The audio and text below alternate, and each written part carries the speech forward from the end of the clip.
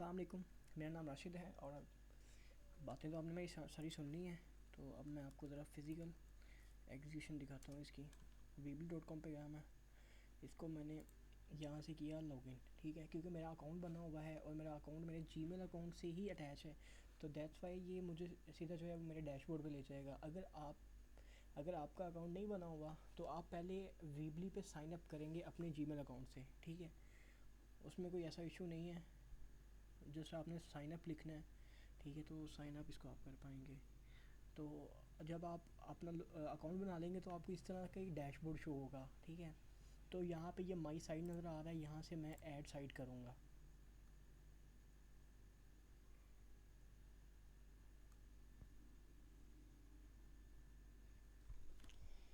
जब मैं यहाँ से ऐड साइट करूँगा तो मुझे ये भी नज़र आएगा। यहाँ से मैं साइट पे क्लिक करूँगा और ये मुझे यहाँ पे ले आएगा थीम्स पे, जो यहाँ पे थीम्स पड़े हुए हैं। तो मैं यहाँ से कोई एक थीम जो है वो सिलेक्ट कर लूँगा। मैं ये वाला थीम जो है वो चूज़ कर लेता हूँ यहाँ से।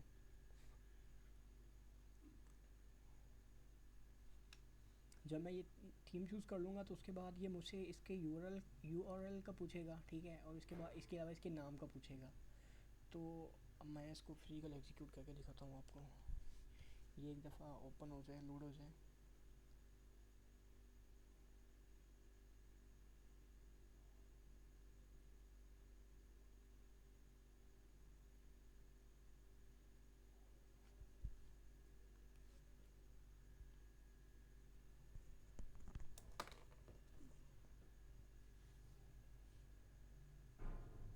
तो ये इस तरह से आपको इसका व्यू नज़र आएगा।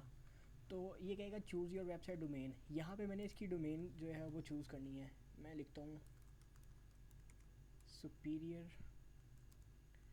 गाइस, और ये साथ में चेकिंग कर रहा है कि ये अवेलेबल भी है या नहीं है। तो ये इसने यहाँ पे गुड का निशान है, दैट्स मीन कि ये अवेलेबल है।